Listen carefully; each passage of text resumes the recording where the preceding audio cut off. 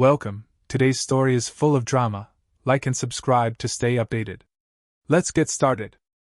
I spoke to Lisa, my longtime girlfriend and love of my life, as we watched the Robert Downey Jr. movie The Winter Express, and Lisa yelled at me for no discernible reason. "Lisa, be serious. I'm curious why you're always furious, no rhyme intended." Lisa smiled at me while she yelled, "Danny, don't be delirious.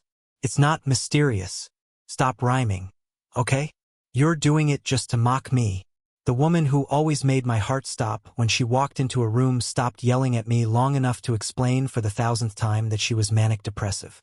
"Danny, it's because I'm the engineer on my very own bipolar express," she confessed, and then stopped yelling long enough to put her arms around me in a loving embrace.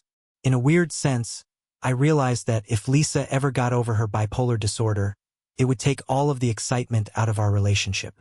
I guess that means that, in my own way, I'm just as crazy as my girlfriend. Once, we went to a couples therapist who explained to us that I had fallen in love with the only girl in San Vicente crazier than I was. Lisa leaned over to kiss me as I nodded my agreement with the diagnosis. I remembered an old TV commercial for the Mystic Callers Network, where you phoned in questions that they answered for $12 a minute, and commented that we should start the Psychotic Friends Network. Then Lisa gave me her stop talking look, and I shut up. I used to believe that when you love someone, you think they're almost perfect but make plans to change them a little bit. I realized too late that when you truly love someone, you have to accept them exactly the way they are and not try to change them. If you're smart, you realize that you can't change them and don't waste the effort. I've spent many nights crying myself to sleep because I realized this fundamental truth too late. Lisa spent years trying to change me, and I spent years trying to turn Lisa into the perfect woman. Now, of course, I realized that she was already perfect for me, but I was too blind to see it because of all of our arguing. I'm Danny. Though I look like I'm 17 and still get carded when I order a beer, I'm a 25-year-old has-been. From age 6 to 13, I was a fabulously well-paid child movie star. I was also a pretty damn good actor. I was nominated for 3 Academy Awards and actually won one for Best Supporting Actor. I should have also won the Writing Award for that movie.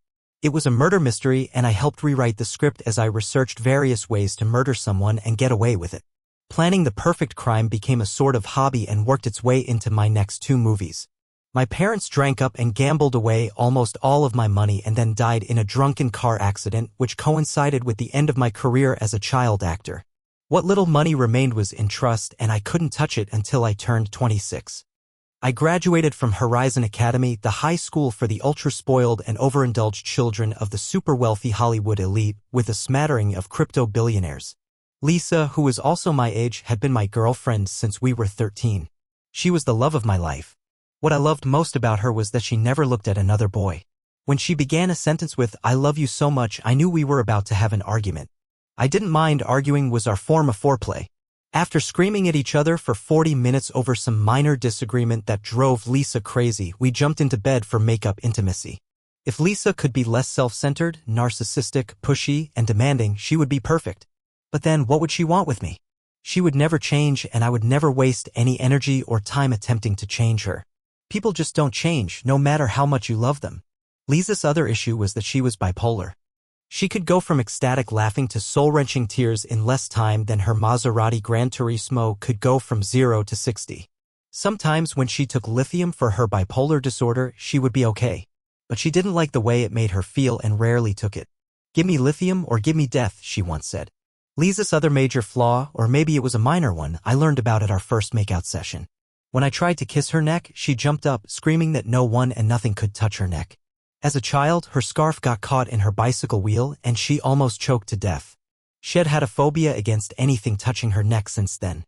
We couldn't even joke about me touching her neck without her going nuts on me. Her father, Richard, ran a major movie studio that he inherited from his father, who inherited it from his father. The family had owned the studio since silent movies were the rage. The studio produced all of my movies. He was about to go bankrupt before my movies rescued his studio. He's always been thankful to me, though not generous. That's Hollywood for you. I wrote a murder movie script and I was trying to sell it to Lisa as we had lunch on her 135-foot yacht in Horizon Bay. Lisa and I were dining on the fantail of her father's luxurious yacht. I was trying to talk seriously to Lisa, but she was more concerned with ordering lunch. Lisa, my script is dynamite. It's a detective story called Murder at the Marina. It's about Danny Merlin, an incompetent private eye who lives on a boat with his 6 Chihuahua guard dogs and blunders his way into solving the case of a serial murderer. Steward. Lisa called as she ignored me. Lisa, the movie's going to be a monster. Steward, I wanted the inside of the steak rare and the outside well done. And ID also like an espresso martini, but not too heavy a pour with the vodka. Lisa, producing this movie will get you out of your father's shadow at the studio. Waiter, please take it back. Danny, I want you to marry me. Is this week good for you? Lisa sipped her martini and handed it to me to taste. It was delicious, just like Lisa. Her body had always exuded a fragrance and a taste that kept me climbing the walls. I think scientists would say her body exuded erotic pheromones. If I sound preoccupied with erotic thoughts about Lisa, it's because, since we turned 13 and kissed for the first time, she was all I ever thought about. And she felt that way about me. On paper, we were the perfect couple, and we would have been if we could only stop fighting longer than it took to make love. Lisa, we've gone over this before. I don't want to get married right now. Next year, when what little money my father left in my trust fund comes to me, let's get married then.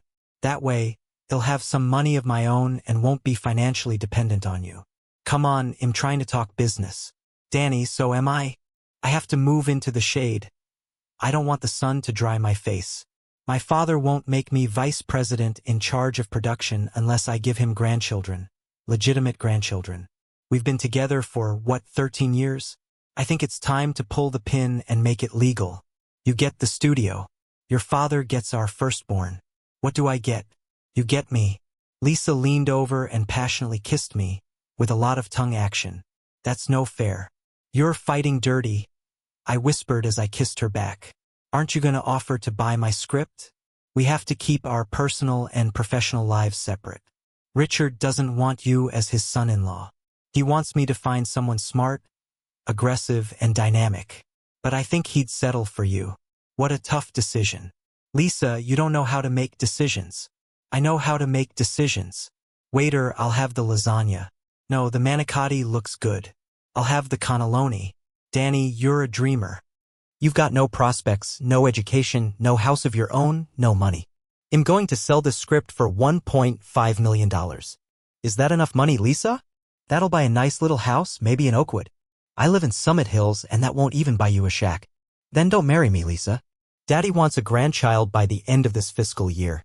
You're the only man I've ever loved. And just as soon as I finish whipping you into shape, you'll be perfect or at least adequate. You're also the only man I know who isn't scared of me. Lisa, that's because I'm the only one who doesn't work for you. I've always loved you and wanted to marry you, but not right now. My career needs this movie. Danny, my career needs a baby. Danny, you're not getting any younger. You don't want an old man like me. Just give me the money for my movie. Lisa, my script is great. It's very commercial. It's about a man avenging the murder of his brother by a dirty cop and a narcotics syndicate. I've spent a year researching how to murder someone and not get caught. I actually think I could get away with it in real life. I'm now an expert on the subject, so watch your step, I said as I leaned over and kissed the woman who stole my heart when we were children. I thought back to the day her mother drove us to their family's coastal ridge mansion on the beach. We were 13. As we rested on a blanket by the ocean, we rubbed suntan lotion on one another's bodies and became so excited that we had to run into the cold Atlantic Ocean to cool off.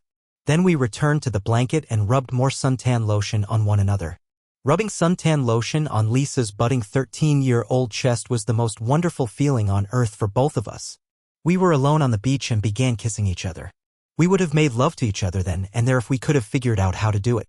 2 years later, when we were 15, we did and continued every chance we got. And we had a lot of chances. Just remembering our romantic history turned me on. I couldn't imagine ever loving or even kissing another girl. And Lisa felt the same way between arguments. Lisa was beautiful, brilliant, and rich. She could have almost any man in Hollywood. The great mystery of my life was why she loved me. My major character flaw, out of the many that I'm saddled with, is my inability to say no to Lisa. But then again, why would I have wanted to, until today, that is? I'm not buying your script. Listen to what my readers said about it. It's trashy. It's derivative. It's like 10 other shows on TV right now. See, Lisa? He likes it. I don't think so, Danny. The heroine is too strong, too powerful, too domineering. That's not how a woman is. Lisa holds Danny's hand and speaks demurely. A woman is shy, retiring. A woman defers to her man. Where is she? I'm in love. The next day, we left a crowded movie premiere as paparazzi snapped our photos. The presence of paparazzi was a ubiquitous given in Hollywood. We were dressed to the nines and among a crowd of people similarly dressed.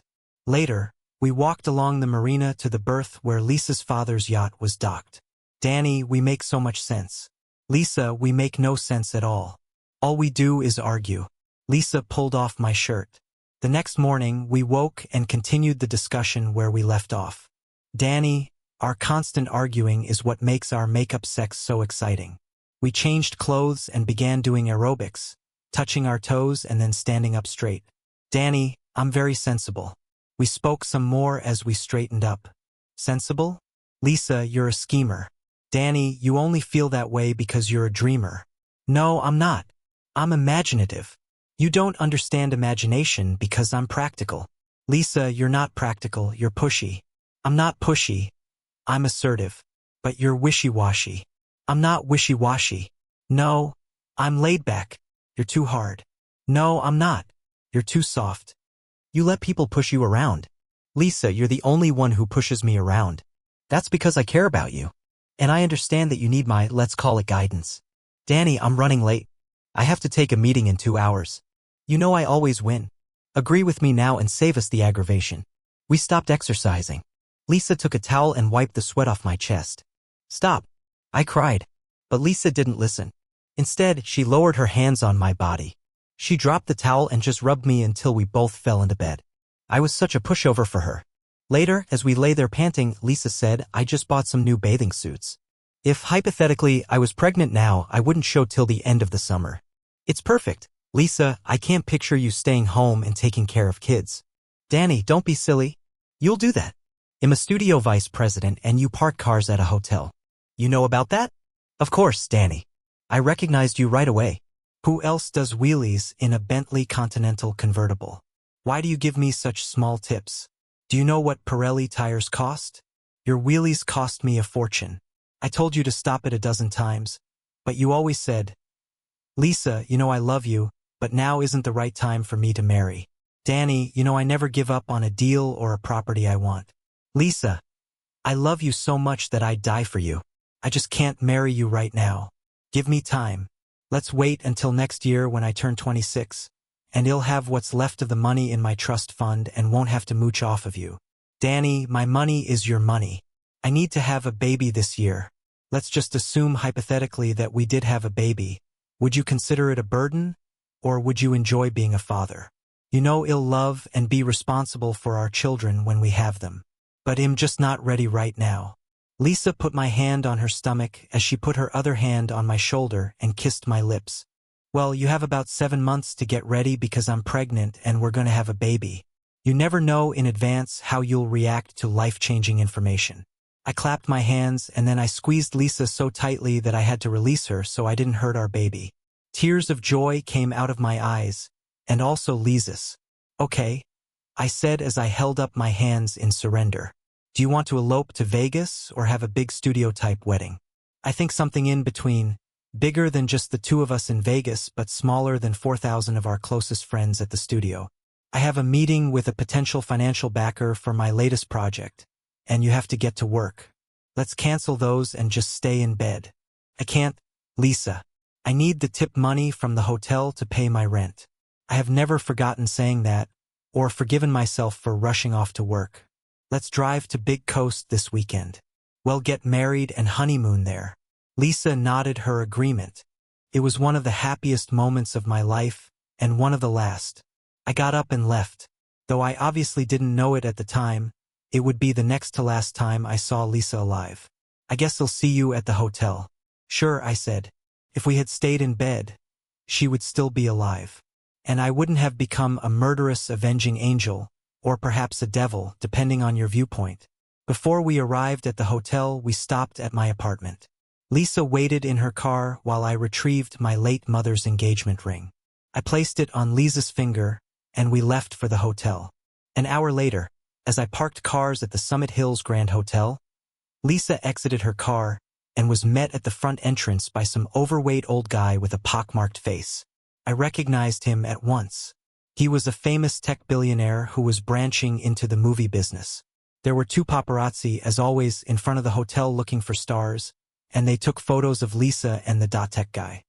2 hours later, the tech mogul left the hotel, but without Lisa. The next morning, Lisa's cold, dead body was discovered by the housekeeper. The marks on her neck proved that she had been strangled.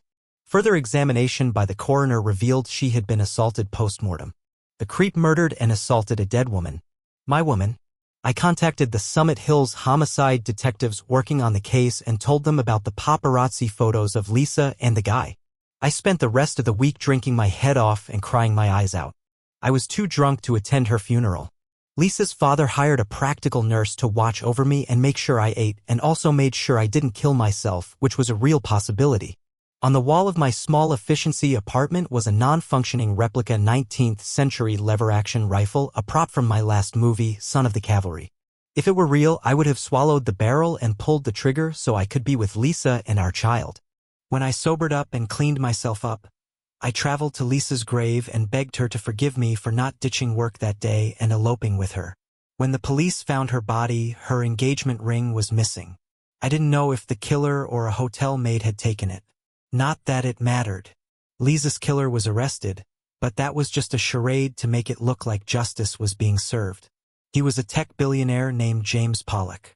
He wanted to bankroll a movie production and was meeting with Lisa to discuss business.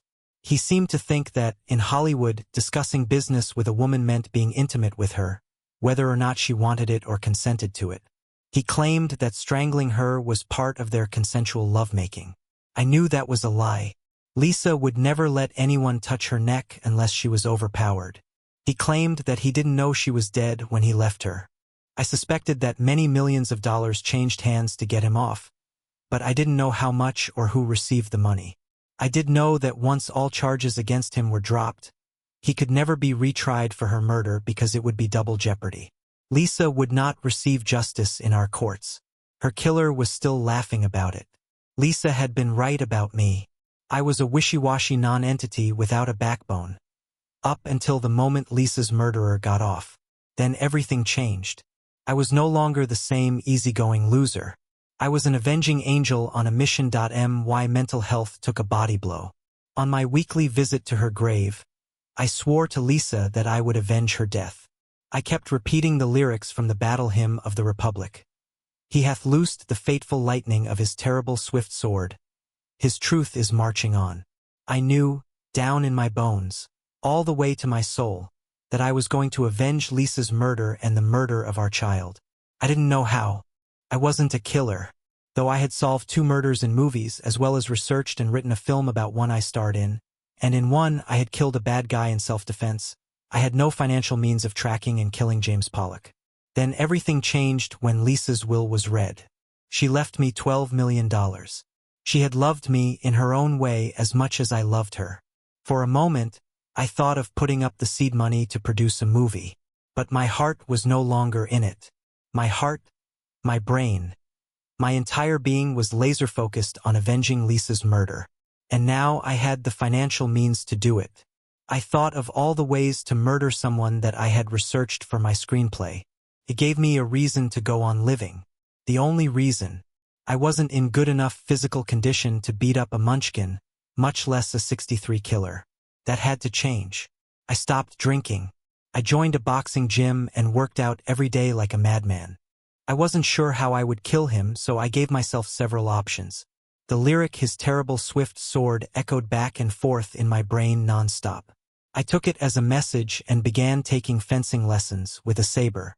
I also bought an unregistered 9mm Walther P99 from a guy in the parking lot who sold cocaine on the side to hotel guests. He knew a guy who knew a guy. I handled the gun transaction anonymously through cutouts. I drove to the desert once a week and practiced, away from prying eyes, until I was a dead shot.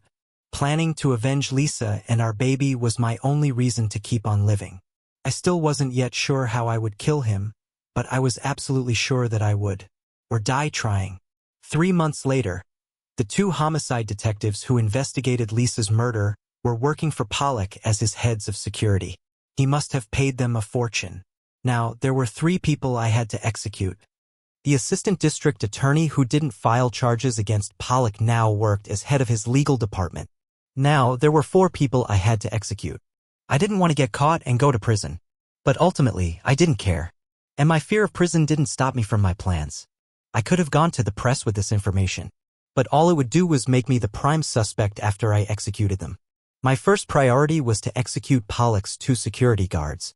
They presented both a threat to me physically and they might suspect me of murdering the other 2 if I didn't kill them first. And then they would investigate me. They were the cops who whitewashed Lisa's murder. I stalked them for a week. They were lovers who lived together. Every day, they left their brand new $3 million penthouse and drove in their brand new Porsche Cayenne Turbo to work. I bought enough fentanyl to poison 100 people from a friendly narcotic dealer as well as some cocaine. You can meet a lot of interesting as well as dangerous people at a high-end Summit Hills hotel. I wore a COVID mask, a hoodie, and gloves so I couldn't be identified later. I took a wet paintbrush and covered the driver's side and passenger side outside door handles with cocaine and enough fentanyl to execute half of the corrupt cops in Summit Hills. It didn't take a gallon, just a tiny, almost invisible amount. About a tablespoonful. The fentanyl would allow the cocaine to be quickly absorbed into their systems, throwing off the police investigation. I sat on someone's steps a half-block away from the death car. I waited and watched as they exited their home, laughing about something on a warm summer morning. They each grabbed the door handles at about the same time and entered the car. They began to drive towards me when the driver lost consciousness and drove straight into a fire hydrant at full throttle about 20 feet from me. Water gushed up out of the broken hydrant, drenching me and filling the car through the open sunroof with a gazillion gallons of water, turning it into a deadly, inescapable water trap. I wanted to walk over and let them see my face. But the torrent of water made that impossible, which was probably for the best. I slowly walked away and tried to dry off a little in the heat of the day. When I looked somewhat presentable and forgettable, I took a bus near to my home. I later learned on the TV news that the driver died instantly in the crash from blunt force trauma and his passenger drowned from the cascading waterfall from the fire hydrant when he couldn't unfasten his damaged seatbelt. The water from the fire hydrant washed all traces of fentanyl from the handles of the car doors, leaving no incriminating evidence behind. The police found fentanyl and cocaine in their blood and assumed their deaths were narcotic-related. I got lucky on that. 2 down, 2 to go. I bought a taser at a gun store for cash in another city, just in case. I followed the former assistant district attorney for several weeks to learn his habits and his rhythm. Once, however, I was afraid that he recognized me as I observed him outside of a Summit Hills Starbucks. Every Wednesday at lunchtime, he walked across the street to a used bookstore after his stop at Starbucks for coffee and browsed through very old and very heavy sets of second-hand Britannica encyclopedias. Collecting them was apparently a hobby of his. And now, with the bribe money he took from Pollock, he could buy as many as he wanted. The store was never crowded. The bookcases were ancient, and I noticed that several of the large, heavy bookcases were secured to the floor with screws that, over the years, had loosened. When the store owner was at the other end of the store, I removed the screws that secured the case holding the Britannicas to the floor and prevented them from falling over. Those cases housed over 1,000 pounds of the old, heavy encyclopedias that intrigued the former prosecutor. One strong and determined push would topple them over. An hour later, the former prosecutor came into the store and perused the old encyclopedias.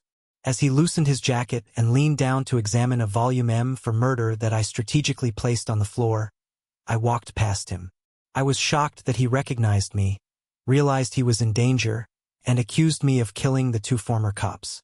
As he struggled to get up, I knocked him back down, then darted behind the case, and using all of my strength, I pushed it over on top of him. It crashed down on the still kneeling lawyer, instantly crushing his head under 1,000 pounds of Britannica volumes. Poetically, his skull was crushed by volume V for vengeance. Or maybe V for Lisa. I slowly and silently left the store. Unfortunately for me, pushing the heavy bookcase gave me a ruptured hernia. I was agonizing in bed that night. I was afraid to go to a doctor in case the police investigated me. Early the next morning, I was awakened by homicide detectives. I was a person of interest in the deaths of 3 people involved in Lisa's murder case. When you find out who did it, let me buy him a beer before you put him in jail, I said. And that's all that I said. I reserved my right to remain silent. They had no evidence and no probable cause to arrest me. They taunted that only the guilty plead the Fifth Amendment. They warned me that they would keep an eye on me. Good, I replied. Times are dangerous and now I feel safer. I didn't let the detective scare me. I went on about my everyday business but did nothing to indicate I was hunting my next criminal. I consulted a hernia surgeon claiming that I lifted a heavy box in my basement and he operated on me. I spent a month recuperating. I took out do-it-yourself plumbing books from the library along with a history of ancient Rome. I knew the police were following me and would investigate any books I borrowed. This should confuse them a little. It was now 3 down and 1 to go. But Pollock would be the hardest to eliminate because he was always surrounded by security. I remembered that when he came to the Summit Hills Grand Hotel to murder Lisa, he was alone with no security. A month had gone by since I noticed being followed. I assumed that the heat was off of me. So I went back to work on plotting against Pollock. I needed to lure him into a hotel for a romantic tryst. Using an artificial intelligence program, I created a series of photos of an amazingly beautiful woman which was remarkably easy with modern software. I thought of Lizzie Borden, who used an axe to murder her parents, and thought of naming my imaginary fatal woman Lizzie. But I rejected the name. Lisa was short for Elizabeth, a name my fiancé never used. Not even once in all the years we were together. I bought a burner phone and texted photos of Elizabeth Queen to James Pollock. The text pleaded with Pollock to put her in a movie. She wanted to meet him at a specific motel to prove her interest and willingness to do whatever it took to break into the movies. I also typed up a suicide letter, ostensibly from Pollock, confessing to being racked with guilt about murdering Lisa. I didn't use my home printer because all printers have micro IDs in everything they print. I used a printer at an electronics store, then photocopied 3 generations of it at a copy shop. All it needed was Pollock's signature. As instructed, Pollock rented a room at a somewhat downscale motel, one I chose because it had chandeliers sturdily hanging from the ceilings. He checked in and waited for Elizabeth Queen. I arrived on a bike so that security cameras wouldn't record a car license plate. I wore a long-haired wig and kept my head down as I knocked on the door with my gloved hands. Pollock opened the door, wearing a big smile. I held a taser in my hand and forced my way into the room. I handed him a large flask of vodka, into which I placed a high dose of a fast-acting benzodiazepine that causes sedation, and ordered Pollock to take a sip. He did, and then I forced him to drink another, and another, and another. Then he surprised me with a swift kick to my crotch. I fell to the floor in pain. I couldn't hit him, leaving a mark on him. But in another second, the drug, coupled with the vodka, caused him to become limp, solving the problem. At the point of a knife against his throat, he signed his suicide note. I remembered Michael Corleone's line to his brother-in-law about paying for killing Santino, just before he was murdered. "James, you have to pay for Lisa and our child," I announced, tears pouring out of my eyes. He was dizzy from all the booze and pills and had to lay down while I rigged a rope over the chandelier. I helped Pollock stand on the chair while I fixed the hangman's noose around his neck. I placed his fingerprints on the flask and on the pill container, then put them both in his pocket. I was shocked to discover in his pocket Lisa's engagement ring. There was no doubt that it was Lisa's because my mother's name was inscribed on it. He must have kept it as a souvenir of her murder. I was even more shocked to discover 2 other engagement rings. Lisa was not the only woman he had murdered. I placed all 3 rings on his suicide note. It would add credibility to his suicide and stop any further investigation. I was careful to wear paper booties on my shoes, rubber gloves on my hands, and a hat on my head so that none of my DNA would be in the room. Pollock was too drugged to comprehend what was going on. He stood on the chair and wobbled, without any help from me, then fell off the chair, slowly and painfully strangling himself. I wanted him to die in the same manner that he murdered Lisa. Sometimes you get justice from the police and the courts. Sometimes to get justice you have to become a vigilante like Zorro. I fought the urge to carve a Z on Pollock's body with my penknife.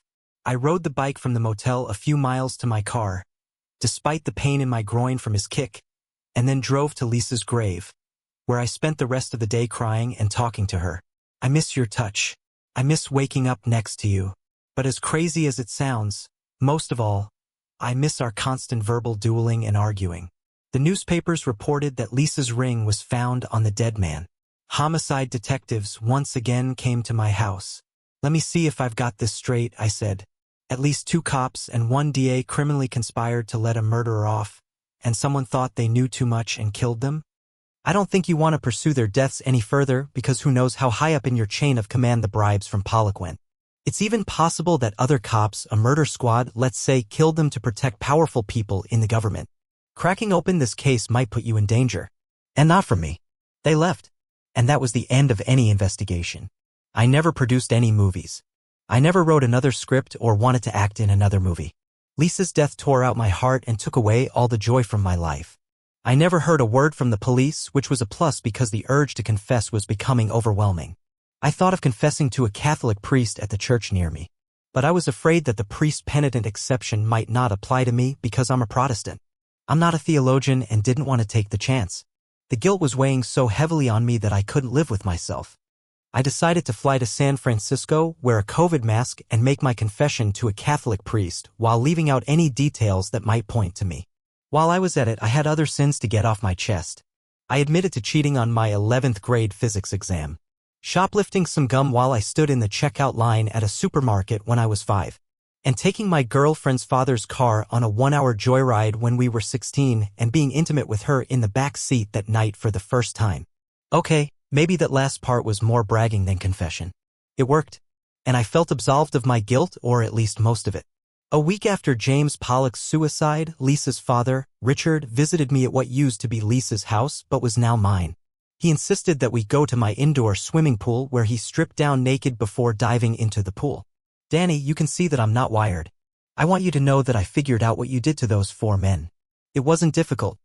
It was all in the movie script that you wrote and Lisa had me read. She tried so hard to talk me into producing it. Richard began crying. Maybe if I had said yes, she'd still be alive. I burned my copy, and you must never show any copies to anyone else because it would get you arrested, tried, and convicted. Bless you for avenging my daughter. Tomorrow, I want you at the studio at 9 a.m. sharp. We're producing a TV series with 6 child actors. It's a remake of a hit series from the 1970s. I want you to teach them how to act and help them safely transition from being anonymous to being famous. I can't think of anyone more capable than you of doing this. I know you don't need the money, but you need to return to the living, and this will help you do that. I shook my head no. I was too busy wallowing in self-pity. Richard put his hand on my shoulder. Danny, do it for Lisa. Those were words with which I couldn't argue. 2 days later, during rehearsals, the male actor playing the part of the oldest daughter's boyfriend quit for a part in a movie. And since I was on hand, looked like I was 17, and filming was set to begin, I inherited the role. In a strange way, those 6 kids helped me get over Lisa's death. And those children became my surrogate children as well as my best friends off-screen. I gave them the love and attention that I would have given my child.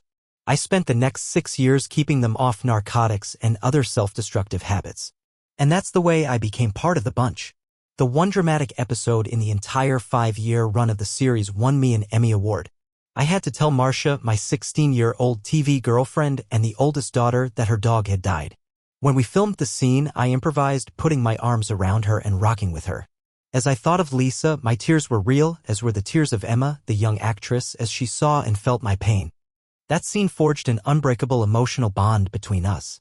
The next day, I discovered a stagehand trying to sell her cocaine, and I beat the crap out of him. 2 years later, when she turned 18 and I turned 27, we began dating. 2 years after that, we married. Our wedding was the last and highest-rated episode of the series. Every few years, we filmed a TV special about our married life with children as well as those of her TV siblings. Our real-life infant daughter played the part of our TV daughter. I even attempted dancing for one of the specials. But they had to film me above the waist because my left foot was feuding with and wouldn't talk to my right foot. One day, Emma announced that we were taking our infant daughter on a picnic. Emma drove us to Lisa's grave. There, she introduced herself and our daughter to Lisa. Emma placed flowers on Lisa's grave and spoke to her. Danny's love for our daughter and me doesn't at all detract from his undying love for you. I can never replace you in his heart, and I wouldn't want to, even if I could. I want you to know that I'm doing my best to take care of him. I was speechless and filled with love for both of these 2 exceptional women whose love I had been blessed with. Thanks for watching. What would you have done in Danny's place? Revenge or walk away? Let us know in the comments. Don't forget to like, share, and subscribe.